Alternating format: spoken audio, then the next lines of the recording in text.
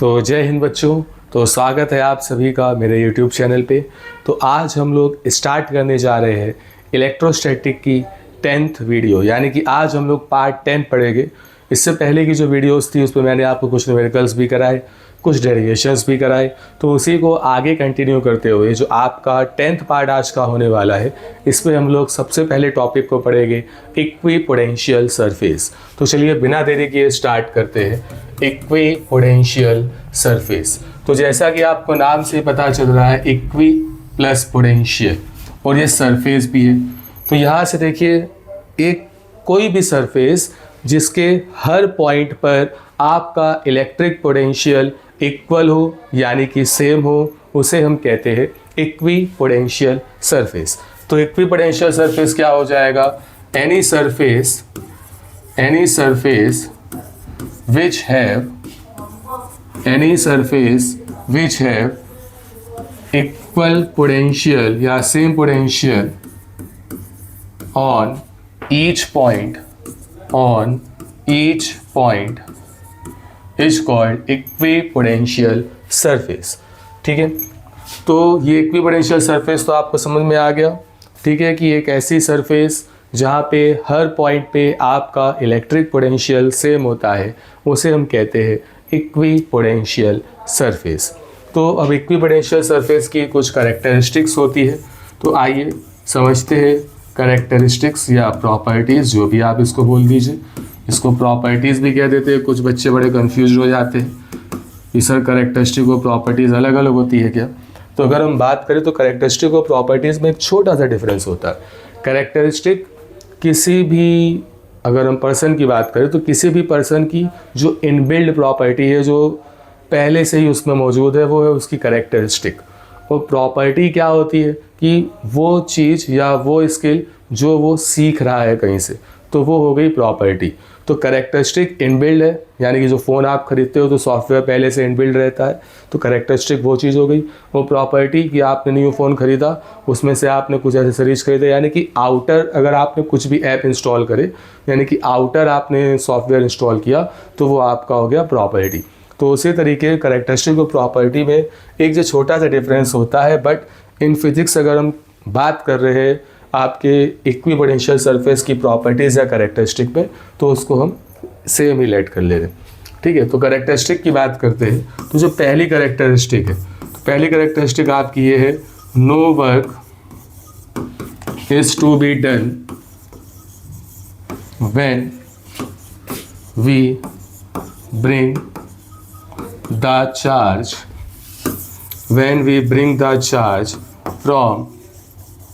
from one point to another along equipotential surface। Equipotential surface के along अगर हम किसी भी चार्ज को एक पॉइंट से दूसरे पॉइंट पर लेके जा रहे हैं, तो no work is to be done, यानी कि कोई भी वर्क डन नहीं करना पड़ेगा, यानी कि वर्क डन आपका बेटा हो जाएगा 0। आइए समझते हैं कैसे। मान लीजिए कि ये जो आप बोर्ड देख रहे हैं, ये आपका इक्विपोटेंशियल सरफेस है। तो अकॉर्डिंग टू डेफिनेशन, कोई भी सरफेस जिसमें इक्वल पोटेंशियल हो ऑन ईच पॉइंट पे, तो उसे हम कह रहे हैं इक्विपोटेंशियल सरफेस। तो उस कंडीशन पे मान लीजिए हमारे पास एक पॉइंट है यहाँ पे ए और एक पॉइंट है यहाँ पे बी। अब जो पोटेंशियल है ए और बी, दोनों पे पोटेंशियल क्या है? सेम है। और आप इलेक्ट्रिक फील्ड के इनसाइड ही एक पॉइंट से दूसरे पॉइंट पर चार्ज को मूव करा रहे। तो यहाँ पे बेटा वी लिख दीजिएगा, ये वी है आपका पोटेंशियल है। आप क्या कर रहे हो? इलेक्ट्रिक फील्ड में ही एक पॉइंट से दूसरे पॉइंट पर आप चार्ज को मूव करा रहे हो। तो आप क्या कर रहे हो? पोटेंशियल डिफरेंस वाला कॉन्सेप्ट वहाँ पे आएगा, जो मैंने कल आपको पढ़ाया था। चलिए गुड, पढ़ा होगा आपने, मान लेते हैं। यहाँ से अगर हम वर्क डन की बात करें, तो वर्क डन का फॉर्मूला आपका होता है चार्ज इंटू पोटेंशियल डिफरेंस, यानी कि वी बी माइनस वी है।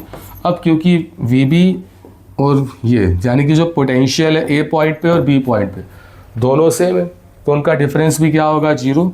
तो यहाँ से इस कंडीशन से आपका वर्क डन 0 आ गया, क्योंकि वी बी इक्वल्स टू क्या है? वी है। दोनों सेम है, तो उनका डिफरेंस भी क्या हो जाएगा? 0 हो जाएगा। तो ये पहली कैरेक्टरिस्टिक हो गई आपकी इक्विपोटेंशियल सरफेस की। तो चलिए नेक्स्ट जो हम लोग प्रॉपर्टी देखते हैं, जो आपकी सेकंड प्रॉपर्टी है इक्विपोटेंशियल सरफेस की, वो सेकंड प्रॉपर्टी ये है कि जो इलेक्ट्रिक फील्ड होगी, electric field is always normal to the equipotential surface, normal to the equipotential surface, कि जो आपकी इलेक्ट्रिक फील्ड है वो हमेशा इक्विपोटेंशियल सरफेस के नॉर्मल होती है। तो अब बेटा यहाँ पे बात आती है कि हमने यहाँ पे आपको जो कैरेक्टरिस्टिक बताई कि जो आपकी इलेक्ट्रिक फील्ड है वो हमेशा इक्विपोटेंशियल सरफेस के नॉर्मल होती है। नॉर्मल का मतलब परपेंडिकुलर होती है और इनके बीच का एंगल बनता है 90 डिग्री। यानी कि अगर ये बोर्ड आपका इक्विपोटेंशियल सरफेस है, उस कंडीशन पे इसका जो इलेक्ट्रिक फील्ड होगा बाहर की तरफ आएगा, यानी कि इसके नॉर्मली होगा हमेशा। ठीक है। अब अगर हम मान लेते हैं, मान लो नॉर्मली नहीं है, यानी कि आपका परपेंडिकुलरली इलेक्ट्रिक फील्ड नहीं जा रहा, कोई ना कोई एंगल बना रहा है, तो यहाँ से अगर हम मान ले इफ ई मेक्स एंगल, कोई भी एंगल आपका मेक हो रहा है, ठीक है, वॉट एवर, तब उस कंडीशन पे क्या होगा कि इस कंडीशन पे इलेक्ट्रिक फील्ड के दो कंपोनेंट हो जाएंगे, एक होगा हॉरिजॉन्टल और एक होगा वर्टिकल। तो उस कंडीशन पे जो इसका कंपोनेंट होगा, ध्यान से देखिएगा जो मैं बात आपको बताने जा रहा हूँ, कंपोनेंट ऑफ इलेक्ट्रिक फील्ड किसके अलोंग, along the surface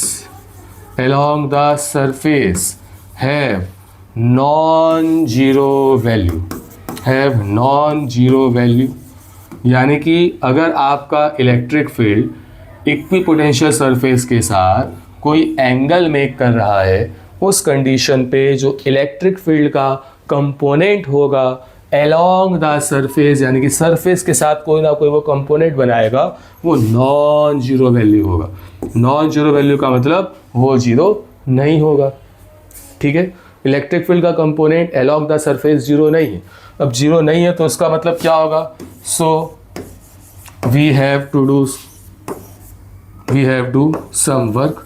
अब हमें कुछ ना कुछ वर्क करना पड़ेगा। बिल्कुल सही बात है, अगर इलेक्ट्रिक फील्ड का कंपोनेंट सरफेस के अलॉन्ग नॉन जीरो वैल्यू दे रहा है, तब इस कंडीशन पे हमें कुछ ना कुछ वर्क डन करना पड़ेगा। कब करना पड़ेगा, if we bring the charge, क्योंकि वर्क तो तभी होगा ना जब हम कुछ ना कुछ काम करेंगे। तो हम बैठे रहेंगे तो क्या वर्क होगा, कुछ नहीं।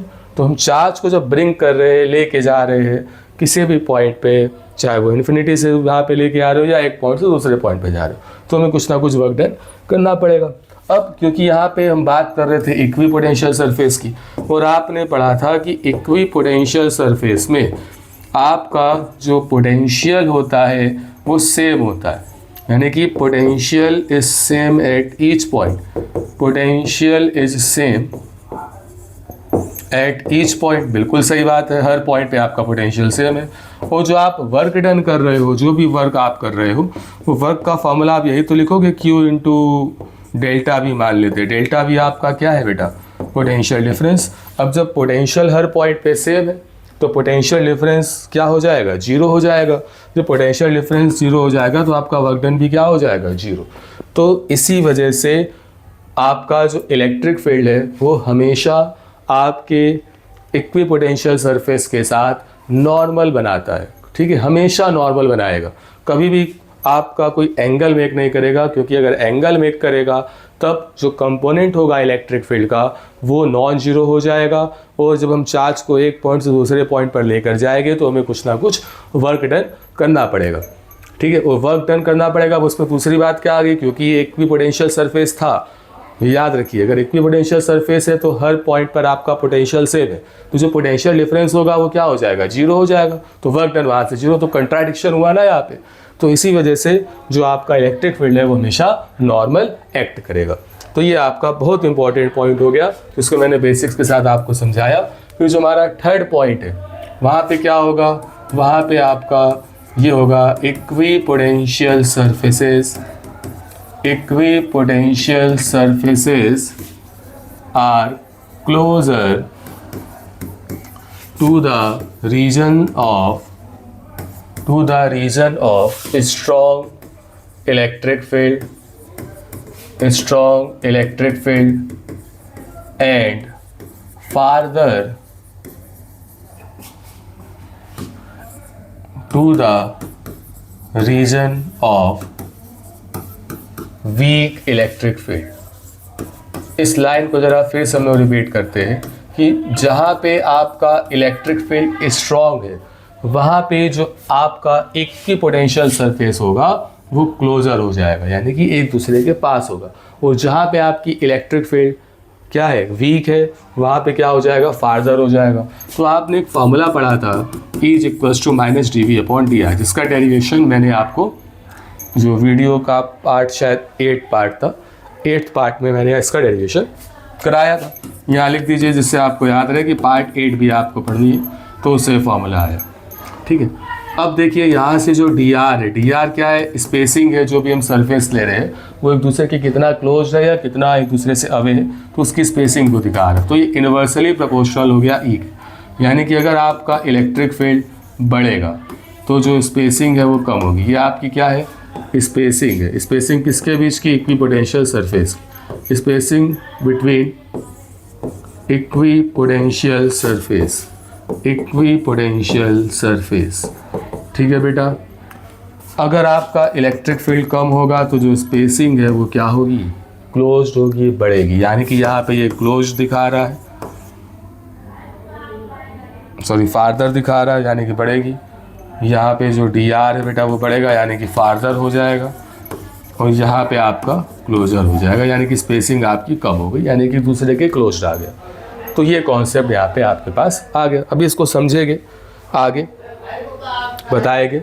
फिर इसके बाद जो आपकी फोर्थ प्रॉपर्टी है, फोर्थ प्रॉपर्टी ये है नो टू इक्विपोटेंशियल सरफेसेस। वही सेम बच्चों वाला जो पढ़ के आ रहे थे, no two equipotential surfaces can never intersect each other, can never intersect each other. कोई भी दो इक्विपोटेंशियल सरफेस एक दूसरे को कभी भी इंटरसेक्ट नहीं कर सकती। ये बिल्कुल ठीक वैसे ही है जो आपने इलेक्ट्रिक फील्ड लाइंस में पढ़ा था। अगर इलेक्ट्रिक फील्ड लाइंस भी अगर इंटरसेक्ट करती थी तो उस पॉइंट ऑफ इंटरसेक्शन पर इलेक्ट्रिक फील्ड के दो डायरेक्शन होते थे, जो कि इम्पॉसिबल होता था। तो ठीक वैसे ही अगर आपकी दो इक्विपोटेंशियल सरफेसेस इंटरसेक्ट करती है किसी भी पॉइंट पर, तो उस पॉइंट ऑफ इंटरसेक्शन पर इलेक्ट्रिक पोटेंशियल के, जी हाँ, इलेक्ट्रिक पोटेंशियल के दो डायरेक्शन हो गए, जो कि इम्पॉसिबल है। तो इस वजह से ये नहीं हो पाएगा। अब इसके बाद जो हम लोग आगे समझते हैं जो इम्पॉर्टेंट है वो ये है, वो है आपका equipotential surfaces, equipotential surfaces of various charges, या वेरियस सिस्टम ऑफ चार्जेस आप लिख दो, various system of charges, various system of charges. तो आइए समझते हैं बेटा इस बात को। तो इसमें जो पहला केस होगा वो होगा due to positive charge, due to positive charge. आपके सामने या आपके पास केवल एक ही पॉजिटिव चार्ज है, और आपने ये पढ़ा था कि अगर सिंगल पॉजिटिव चार्ज है तो जो इलेक्ट्रिक फील्ड लाइन्स है बेटा वो अवे जाएगी, यानी कि बाहर की तरफ जाएगी। तो यहाँ तक मुझे लगता है आपको कोई प्रॉब्लम नहीं होनी चाहिए, बाहर की तरफ गई।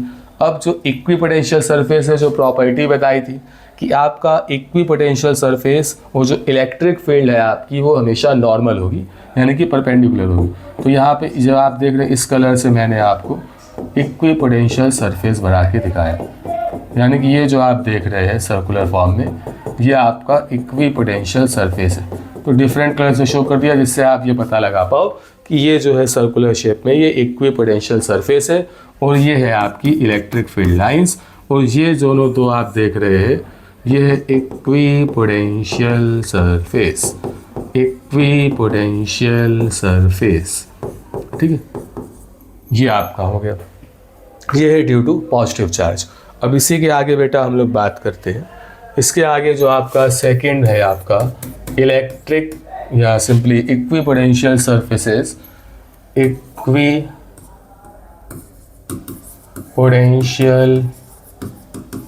सरफेसेस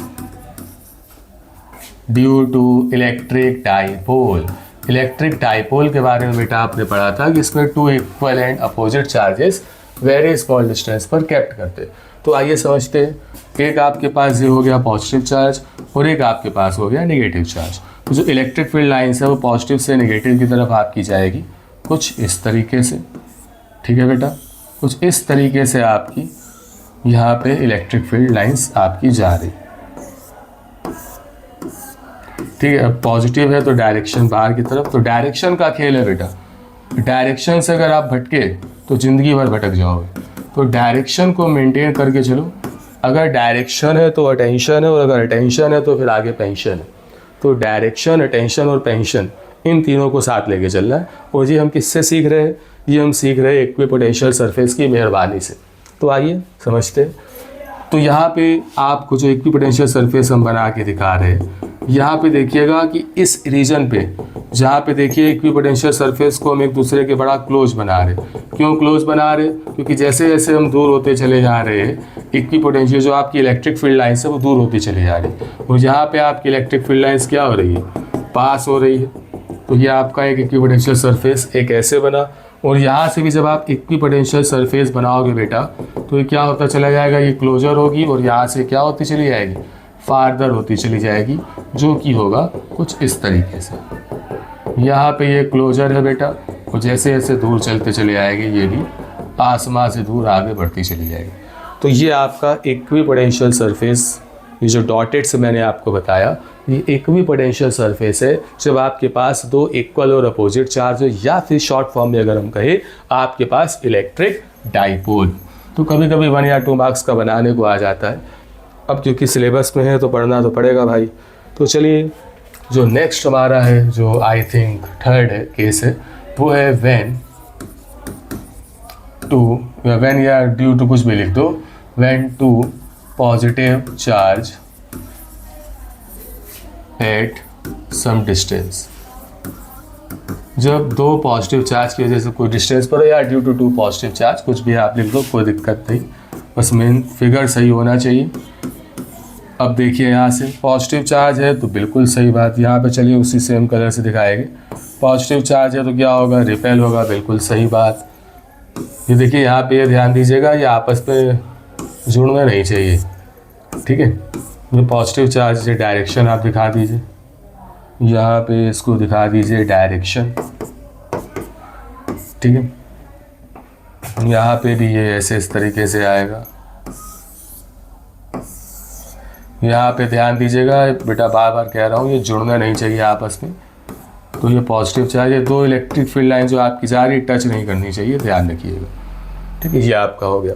अब आपको इसमें क्या करना है? फाइंड आउट करना। देखिए जब आप यहाँ पे आते हो क्लोजर, तो यहाँ पे देखिए इलेक्ट्रिक फील्ड लाइंस ज़्यादा है, और यहाँ पे इलेक्ट्रिक फील्ड लाइंस आपकी क्या है? कम है बीच में। तो जो आप सरफेस बनाओगे वो कुछ इस तरीके से आएगा।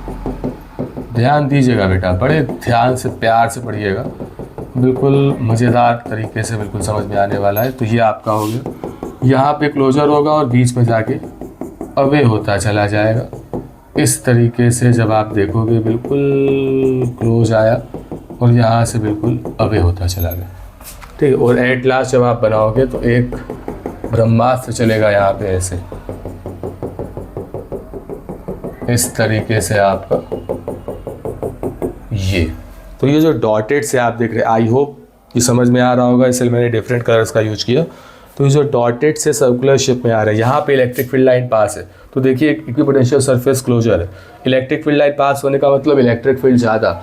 अगर इलेक्ट्रिक फील्ड ज़्यादा है तो आपकी इक्विपोटेंशियल सरफेस क्लोजर होगी। यहाँ इलेक्ट्रिक फील्ड लाइन्स देखिए थोड़ा दूर दूर है बीच से, यानी कि इलेक्ट्रिक फील्ड कम है यहाँ पे। तो इलेक्ट्रिक फील्ड कम है तो बेटा आपकी बात में दम है, बिल्कुल सही बात। जो इक्विपोटेंशियल सरफेस होगा वो थोड़ा स्पेसिंग के बीच में होगा, जैसा कि आप देख पा रहे, ठीक है। तो ये हो गया आपका। फिर इसके बाद इसमें जो लास्ट आपका आएगा, इन यूनिफॉर्म इलेक्ट्रिक फील्ड। अगर कोई यूनिफॉर्म इलेक्ट्रिक फील्ड आपको दी है, क्या दी है? कोई यूनिफॉर्म इलेक्ट्रिक फील्ड दी है, और उसके अलोंग आपको बताना है यूनिफॉर्म इलेक्ट्रिक फील्ड। तो यूनिफॉर्म इलेक्ट्रिक फील्ड आपको पता है कि पैरेलल लाइट, तो पैरेलल आपकी इलेक्ट्रिक फील्ड लाइंस जाएगी, ये आपकी यूनिफॉर्म इलेक्ट्रिक फील्ड हो गई, कोई बात नहीं। इसमें जो आपका इक्विपोटेंशियल सरफेस बनेगा ये प्लेनर कुछ इस टाइप का बनेगा, ये आपका equipotential surface. It is called equipotential surface, यही है बेटा आपका इक्विपोटेंशियल सरफेस। ठीक है, तो ये जितने भी आपके बोर्ड में पूछे जाते हैं 3-4 जो मैंने समझा इंपॉर्टेंट है वो आपको बता दिए। ठीक है, तो आपको मेथड बता दिया, कॉन्सेप्ट क्लियर करा दिया, बाकी आप इसके आगे देख लीजिएगा। तो नेक्स्ट जो हमारा टॉपिक होने वाला है बेटा, अपने आप में बहुत इंपॉर्टेंट है, बिल्कुल थाम के पढ़िएगा, वो है आपका electric potential energy. Electric potential energy क्या होता है? इलेक्ट्रिक पोटेंशियल एनर्जी, इसको समझने से पहले हम एक छोटा सा एग्जांपल लेते हैं। वो छोटा सा एग्जांपल ये है कि आप लोगों ने मार्वल की मूवीज़ देखी होगी, बिल्कुल, जिन्होंने मार्वल की मूवीज़ देखी है तो उनका एक फेमस कैरेक्टर भी होगा, आई थिंक आयरन मैन, जो अपने आप में एक बहुत फेमस कैरेक्टर है मार्वल का। और उसी के साथ साथ जो मार्वल्स का जो हेड क्वार्टर था, उस हेड क्वार्टर में सभी अवेंजर्स को एक तरीके से गेट टुगेदर करने के लिए, उनको बुलाने के लिए एक कैप्टन होता था। और कैप्टन से आपको याद आ गया होगा, क्रिकेट में कैप्टन कूल और अवेंजर्स में कैप्टन अमेरिका। ठीक है, तो कैप्टन अमेरिका क्या करते थे, उनका एक जो डायलॉग होता था जिसको सुन के बिल्कुल सिनेमा हॉल में सीटियाँ बज जाती थी। जो मार्वल फैंस है उनके दिमाग में वो चीज़ आ गई होगी, जी हाँ, अवेंजर्स असेंबल, यानी कि जितने भी अवेंजर्स जहाँ पर भी प्रेजेंट है उनको असेंबल करने के लिए क्या बोलते थे, अवेंजर्स असेंबल। और सारे अवेंजर्स कलेक्ट हो जाते थे, या जो नहीं हो पाते थे उनको कलेक्ट किया जाता था, और फिर वही धूम धड़ाका होता था। तो वही धूम धड़ाका हम लोग यहाँ फिजिक्स में भी करेंगे। तो आइए, इलेक्ट्रिक पोटेंशियल एनर्जी भी कुछ इस तरीके से आपके पास ऐसे ही है। ये क्या है, किसी भी सिस्टम के लिए, किसी भी सिस्टम ऑफ चार्जेस के लिए अगर हमें डिफाइन करना हो, कोई भी अगर हमारे पास सिस्टम ऑफ चार्ज है और इस सिस्टम ऑफ चार्ज में हमें चार्ज को क्या करना है, लोकेट करना है। Charge to be located, charge to be located at their position. चार्ज अपनी पोजीशन पर क्या कर रहा है, लोकेट कर रहा है, लोकेटेड एट देयर पोजीशन। अब उसको कहाँ से पकड़ के ला रहे हैं, इन्फिनिटी से, यानी कि ब्रिंगिंग देम फ्रॉम इन्फिनिटी से पकड़ के उसको ला रहे अपनी पोजीशन पर। तो इस कंडीशन में जितना भी वर्क डन करना पड़ेगा, इस कंडीशन में जितना भी वर्क डन की रिक्वायरमेंट होगी, उसी को हम बोलेंगे बेटा क्या, इलेक्ट्रिक पोटेंशियल एनर्जी। तो इलेक्ट्रिक पोटेंशियल एनर्जी क्या है, it is the work done for the system of charges to bring the charges from infinity at their locations. यानी कि जो डिफरेंट चार्जेस जो आपके इन्फिनिटी पे प्रेजेंट थे, उनको उनकी लोकेशन पर लाने के लिए हमें जितना वर्क डन करना पड़ेगा, that's called the equipotential surface. ठीक है, जैसे अवेंजर्स में कैप्टन अमेरिका करते थे, पता चले थोर वहाँ पे रैग्नारॉक में एसगार्ड में आराम से मजे ले रहा, उसको बुलाना है। ठीक है, और पता चले रॉबर्ट डाउनी जूनियर, जी हाँ हमारे फेवरेट आयरन मैन, वो आराम से मस्ती में किसी बीच में जाके मौज मार रहे, अब उनको भी पकड़ के लाना है। और हल्क अपना जानते हो मौज मुला कुल मस्ती वाला आदमी, उसको भी पकड़ के लाना है। तो ये सभी टास्क करने के लिए जितना वर्क डन करना पड़ता था वो होता था कैप्टन अमेरिका के लिए पोटेंशियल एनर्जी। लेकिन यहाँ पे कैप्टन अमेरिका नहीं है, यहाँ पे सिस्टम ऑफ चार्ज। तो सिस्टम ऑफ चार्ज को लोकेट करने के लिए अपनी पोजीशन पर इन्फिनिटी से लाने के लिए चार्जेस को जितना वर्क डन करना पड़ेगा, उसी को हम बोलेंगे इलेक्ट्रिक पोटेंशियल एनर्जी। ठीक है बेटा, अब इसका एक नन्ना सा प्यारा सा मुन्ना सा डेरिवेशन देखते हैं। यानी कि electric potential energy, electric potential energy, electric potential energy of system of two charges, of system of two charges. यानी कि दो चार्ज आपको दिए हैं, अब उन चार्ज के सिस्टम पे आपको इलेक्ट्रिक पोटेंशियल एनर्जी बता दें। तो आइए समझते। मान लीजिए कि ये पूरा खाली मैदान है। जो पहले ज़माने में राजा महाराजा हुआ करते थे, वो क्या करते थे, ज़मीनों पे कब्जा करते थे। अब ज़मीनों में कब्जा करते थे तो उनको कभी कभी युद्ध लड़ने भी पड़ते थे, और कभी कभी ऐसा होता था खाली ज़मीन मिलती थी और कहते थे अरे लगाओ यहीं पे तंबू, यहीं पे हम रहेंगे। तो ठीक उसी तरीके अगर ये खाली मैदान है और इन्फिनिटी पे आपका एक क्यूबन चार्ज बहुत देर से बैठा ढूंढ रहा था, कोई जगह तलाश रहा था, और वो जगह तलाशते तलाशते इस पॉइंट मान लो ए पॉइंट पे आ गया। अब इन्फिनिटी से वो ए पॉइंट पे आया। अब बताइए क्या ए पॉइंट पे जहाँ पे वो आया, क्या कोई और ऐसा राजा या क्या कोई और ऐसा आदमी या कोई और ऐसा चार्ज आपको इस फील्ड में दिखाई दे रहा है जो उसके आने का अपोज करे? नहीं। तो उस कंडीशन पे जो वर्क डन हो रहा है, यानी कि work done to bring charge Q1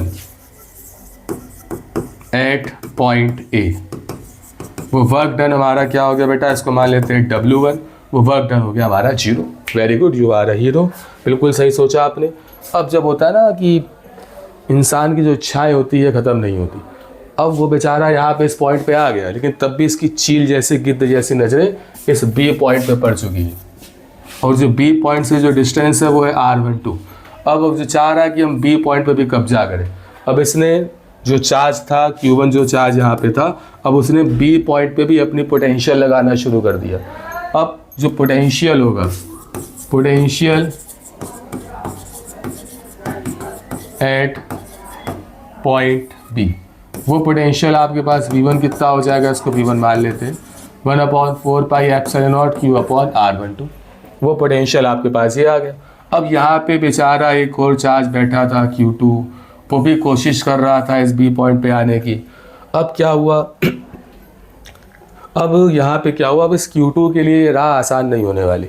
अब अगर इस Q2 को इस B पॉइंट पे आना है तो उसको कुछ लड़ाई करनी पड़ेगी, कुछ वर्क डन करना पड़ेगा। क्यों? क्योंकि अब ये B पुराना वाला B नहीं रहा, अब इसको Q1 का पोटेंशियल मिल चुका है। अब अगर इस B पॉइंट पे Q2 को आना है तो Q1 के पोटेंशियल का मुकाबला करना पड़ेगा, यानी कि कुछ वर्क डन करना पड़ेगा। तो वहीं पे अगर हम बात करें वर्क डन, यहाँ पे B पे है, लेकिन यहाँ पे लिख देना by charge Q1, Q1 charge की वजह से कितना लग रहा है। तो work done to bring the charge Q2, to bring the charge Q2 at point B। अगर इस Q2 को B पॉइंट पे लेके आना है तो जो वर्क डन करना पड़ेगा बेटा, वर्क डन का फॉर्मूला होता है Q इंटू V। अब यहाँ पे B पे जो पोटेंशियल था वो था V1, और वर्क डन हम मान लेते हैं W2। उस कौन सा चार्ज ला रहे थे, Q2 चार्ज ला रहे थे, तो वो चार्ज हो गया Q2। तो यहाँ से देखिएगा V1 की वैल्यू तो आपको पता है 1/4 pi epsilon not Q upon R12, multiply कराओगे तो क्या आएगा 1/4 pi epsilon not Q1 Q2 upon R12। R12 क्या है, distance between the point A and B, जहाँ पे चार्जेस Q1 और Q2 रखे। तो ये वर्क डन आपका हो गया W2। अब यहाँ से अगर हम पोटेंशियल की बात करें, यहाँ पे अगर हम पोटेंशियल की बात करें तो जो इलेक्ट्रिक पोटेंशियल हो जाएगा इस कंडीशन पे, जो आपका इलेक्ट्रिक पोटेंशियल हो जाएगा बेटा, ध्यान दीजिएगा, वो electric potential U equals to W1 plus W2 के बराबर होगा। और यहाँ पे ध्यान देने वाली बात यह है, W1 तो 0 था, W2 1/4 pi epsilon not Q1 Q2 upon R12, ये हो गया U। तो U की वैल्यू कितनी हो गई बेटा, 1/4 pi epsilon not Q1 Q2 upon R12। ये आपके पास इसका सॉल्यूशन हो गया। ठीक है, अब अगर हम 3 सिस्टम की बात कर दें, अभी तक तो बात हो रही थी केवल 2 सिस्टम के लिए, अब 3 सिस्टम भी आ गए, यानी कि Q1 अपनी जगह है, Q2 अपनी जगह है, इनके बीच की डिस्टेंस है R12। अब इन दोनों को एक तीसरा पॉइंट दिख गया बेचारा C। अब इन दोनों ने अपनी पोटेंशियल C पे लगाना शुरू कर दी, और C पे आने के लिए एक बेचारा Q3 चार्ज बैठा था इन्फिनिटी पे, उसने कहा हम भी आएंगे भैया C पे। अब जब वो C पे आएगा Q3 चार्ज, तो उसको Q1 और Q2 की वजह से जो लग रहा है पोटेंशियल, उसको ओवरकम करना पड़ेगा। अब उसके लिए क्या होगा, अब हम सबसे पहले देखेंगे कि ये जो डिस्टेंस है, ये डिस्टेंस है R13, और ये डिस्टेंस मान लेते हैं R23। ये हमने इसलिए माना जिससे आपको ये मानने में थोड़ा इजी रहे कि हम किन 2 चार्जेस के बीच की डिस्टेंस की बात कर रहे हैं। तो यहाँ पे अगर हम बात करें पोटेंशियल की, यानी कि potential at point C due to Q1 and Q2, तब उस कंडीशन पे जो V हो जाएगा बेटा आपका, इसको मान लेते हैं VC, चलो C मान लेते हैं, ये हो जाएगा 1/4 pi epsilon not Q1 upon R13 plus Q2 upon R23, क्योंकि ये दोनों ही लगा रहे हैं, Q1 से डिस्टेंस ये हो गई, इससे डिस्टेंस ये हो गई, तो ये फॉर्मूला आ गया। ठीक है, तो ये आपके पास ये आ गया। अब आगे देखिए, अगर अब C को आना है यहाँ पे, तो अब कुछ वर्क डन करना पड़ेगा। Work done to bring charge Q3 at point C। अब C पे आना है तो बेटा वर्क डन W3 हो जाएगा। Q3 को आना है कहाँ पे, C पे, तो Q3 आपका Q3 एज इट इज़ रहा, और VC के लिए आपकी 1/4 पाई एप्सिलॉन नॉट, और यहाँ पे भी ब्रैकेट ले लीजिए जिससे कन्फ्यूजन ना हो, Q1 upon R13 plus Q2 upon R23। तो यहाँ पे Q3 का मल्टीप्लाई करा दीजिए, तो W3 आपके पास हो गया 1/4 पाई एप्सिलॉन नॉट। ये हो गया Q1 Q3 upon R13 plus Q2 Q3 upon R23। तो ये वर्क डन हो गया। तो अगर हम पोटेंशियल की बात करें, इलेक्ट्रिक पोटेंशियल की बात करें ऑफ द थ्री सिस्टम, तो जो इलेक्ट्रिक पोटेंशियल बेटा आपके पास हो जाएगा, ध्यान दीजिएगा यहाँ पे, तो जो इलेक्ट्रिक पोटेंशियल है थ्री सिस्टम ऑफ चार्जेस के लिए वो W1 plus W2 plus W3 के इक्वल हो जाएगा। तो ये पोटेंशियल आपके पास आया 1/4 पाई एप्सिलॉन नॉट कॉमन, ये बचेगा Q1 Q2 upon R12 plus Q2 Q3 upon R23 plus Q1 Q3 upon R13। तो ये आपके पास U की वैल्यू आ गई। ठीक है, तो ये आपका डेरिवेशन कुछ इस तरीके से हो गया। ठीक है, अब अगर इलेक्ट्रिक पोटेंशियल एनर्जी की बात करें, अगर हम बात करें for like charges, for like charges, like charges मतलब कि जिनका जो प्रोडक्ट है Q1 और Q2 का वो ग्रेटर देन 0 आएगा, तो उस कंडीशन के लिए जो आपकी इलेक्ट्रिक पोटेंशियल होगी वो इलेक्ट्रिक पोटेंशियल पॉजिटिव होगी। इलेक्ट्रिक पोटेंशियल विल पॉजिटिव, आपका इलेक्ट्रिक पोटेंशियल पॉजिटिव हो जाएगा। वहीं पे अगर हम बात करें for unlike charges, for unlike charges, unlike charges का मतलब कि जो प्रोडक्ट है Q1 Q2 का वो क्या है, लेस देन 0 है। जब वो लेस देन 0 है तो उस कंडीशन पे जो आपका इलेक्ट्रिक पोटेंशियल है, इलेक्ट्रिक पोटेंशियल से जगह आप इलेक्ट्रिक पोटेंशियल एनर्जी लिख देना, इलेक्ट्रिक पोटेंशियल एनर्जी जो है वो आपकी निगेटिव हो जाएगी। वो क्या हो जाएगी बेटा, निगेटिव हो जाएगी। यहाँ पे इलेक्ट्रिक पोटेंशियल एनर्जी लिख दीजिएगा। तो ये आपका एक कंडीशन है जो मैंने आपको बताई। तो यहाँ पे भी इलेक्ट्रिक पोटेंशियल एनर्जी लिख दीजिएगा। ठीक है, अंडरस्टूड चीज़ें हैं। तो क्या होता है, कभी कभी ह्यूमन एरर होती है, बुक में भी गलती आ जाती है, तो उनका कुछ उखाड़ नहीं पाते हो आप लोग। तो यहाँ पे हमसे भी गलती हो जाएगी तो कर हमारा भी कुछ नहीं पाओगे। लेकिन खैर ये मजाक की बात है, मजाक से हट के तो दिल पे मत लेना। ठीक है, तो इलेक्ट्रिक पोटेंशियल एनर्जी आपके पास ये आ गई। ठीक है, चलिए अब इसके बाद हम लोग बात करते हैं जो आज का हमारा लास्ट डेरिवेशन होने वाला है, वो है इलेक्ट्रिक पोटेंशियल या electric potential energy due to dipole in uniform electric field, in uniform electric field.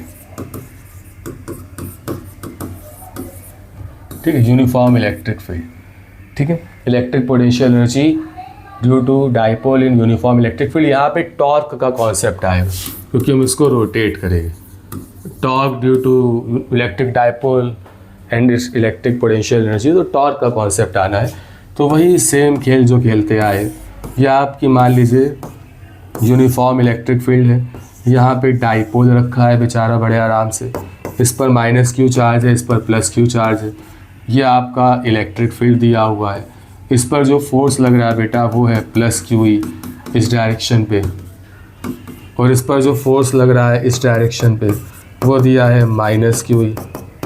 ठीक है, तो यहीं पे यहाँ से अगर हम देखें डिस्टेंस है आपकी 2a, और ये जो है आपका एंगल मेक कर रहा है, थीटा एंगल मेक कर रहा है। तो ये जो परपेंडिकुलर डिस्टेंस है वो हो जाएगी 2 sin थीटा। ठीक है, तो जो टॉर्क का फॉर्मूला आपने पढ़ा था, torque equals to PE sin theta. ठीक है, वही डायरेक्ट है, 2a sin theta perpendicular distance लेके, वही जो टॉर्क का formula perpendicular distance into magnitude of force कह दो, मैग्नीट्यूड ऑफ फोर्स, तो वही PE sin थीटा हमने डायरेक्ट लिख दिया, कोई दिक्कत नहीं। तो यहाँ से अगर हम वर्क डन की बात करें, वर्क डन फॉर रोटेटिंग, देखो रोटेटिंग का अगर काम आया तो तुरंत टॉर्क लगा, रोटेटिंग का मतलब टॉर्क लग ही रहा है। Work done for rotating the dipole. अब डाइपोल को रोटेट करने के लिए जो वर्क डन लगा, मान लो स्मॉल वर्क डन लगा टाउ इंटू डी थीटा, यानी कि स्मॉल एंगल चेंज किया, फिलहाल हमने ऐसा माना। तो जो टोटल वर्क डन हो जाएगा W, वो क्या हो जाएगा, इंटीग्रेशन ऑफ dW, लिमिट ले लेंगे θ1 से θ2। अब टॉर्क की वैल्यू PE sin थीटा, आगे आप देखिएगा। तो जो वर्क डन है आपका, टॉर्क की वैल्यू आपने पढ़ी थी θ1 से θ2 लिमिट है, टॉर्क की value PE sin theta d theta, कोई दिक्कत नहीं। यहाँ से पी ई आपका बाहर, इंटीग्रेशन लिमिट θ1 से θ2 sine theta d theta. Sine theta का इंटीग्रेशन होता है माइनस कॉस थीटा, तो ये हो जाएगा माइनस कॉस थीटा। लिमिट हम मान लेते दूसरे पेन सेलेक्ट कर लीजिए, θ1 θ2 चेंज कलर से। तो जब आप सॉल्व करोगे तो आपके पास आएगा P E cos θ1 minus cos θ2। ये आपके पास इलेक्ट्रिक वर्क डन आ गया। वर्क डन वही इलेक्ट्रिक पोटेंशियल एनर्जी के टर्म में है। तो ये equals to P E cos θ1 minus cos θ2। अगर इसमें केस मान ले कि इफ डाइपोल रेस्ट इनिशियली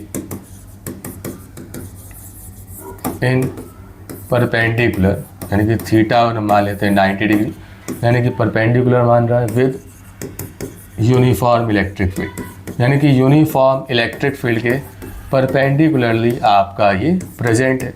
इस कंडीशन पे देखिएगा बेटा, θ1 अगर आपका 90 हो गया तो cos θ1 90, तो cos 90 की वैल्यू 0 खत्म, और θ2 को हम लेट कर लेते हैं थीटा, तो जो ये वैल्यू है यू की वो हो जाएगी minus P E cos theta. ये आपका आ गया, कोई दिक्कत नहीं। अब इसी में कुछ केस लेते। केस फर्स्ट जो आपका है वो है फॉर स्टेबल एक्विलिब्रियम। अगर स्टेबल एक्विलिब्रियम चाहिए, स्टेबल एक्विलिब्रियम चाहिए भाई साहब, तो हम क्या करेंगे कि जो आपका एंगल है वो 0 डिग्री लेंगे, यानी कि जो आपका डाइपोल रखा है, dipole is parallel to electric field. Dipole जो है वो इलेक्ट्रिक फील्ड के पैरेलल है, ठीक है। तो उस कंडीशन में थीटा 0, तो 0 है तो यू आ रहा है 0, कॉस 0 की वैल्यू 1, तो माइनस पी आ गया। ये अनस्टेबल स्टेबल इक्विलिब्रियम हो गया, यानी कि इस कंडीशन पे जो है वो मिनिमम वैल्यू देगा, यानी कि ये स्टेबल हो गया। फिर सेकंड है फॉर जीरो एनर्जी। अब जीरो है तो तुरंत समझ में आ गया होगा, फॉर जीरो एनर्जी जो आपका वो रखा वो 90 डिग्री पे ही रहा, तो जो आपका पोटेंशियल है उस कंडीशन पे 0 हो गया, ठीक है। फिर थर्ड हम बात करते हैं for unstable equilibrium. For unstable equilibrium, unstable equilibrium में हम क्या करेंगे कि जो आपका एंगल है थीटा, एंगल थीटा ले लेंगे 180 का मतलब कि जो आपका डाइपोल है वो डाइपोल क्या है, एंटी पैरेलल है। डाइपोल क्या है, एंटी पैरेलल है, anti parallel with electric field. Electric field के एंटी पैरेलल आ गया, तो जब इलेक्ट्रिक फील्ड के एंटी पैरेलल आ गया तो cos 180 की वैल्यू -1, तो माइनस माइनस प्लस, तो ये हो जाएगा दिस, यानी कि इस कंडीशन पे वो मैक्सिमम वैल्यू दे देगा, मैक्सिमम पॉजिटिव वैल्यू दे देगा।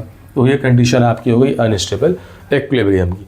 तो आज मैंने आपको कुछ इंपॉर्टेंट डेरिवेशंस कराए, इस पर मुझे उम्मीद नहीं पूरा भरोसा है कि बोर्ड्स में आ सकता है, और ये भी भरोसा ही नहीं पूरा विश्वास है कि आप लोग करोगे, ऐसी मेरी आस है, ठीक है। तो आप लोग अच्छे से पढ़िए, आगे बढ़िए, वीडियो को भी आगे बढ़ाइए, खुद भी आगे बढ़ते चले जाइए, लाइक करिए, शेयर करिए, चैनल को सब्सक्राइब करिए, खुद भी करिए, अपने दोस्तों को भी कराइए। So all the very best बेटा, गुड लक, जय हिंद।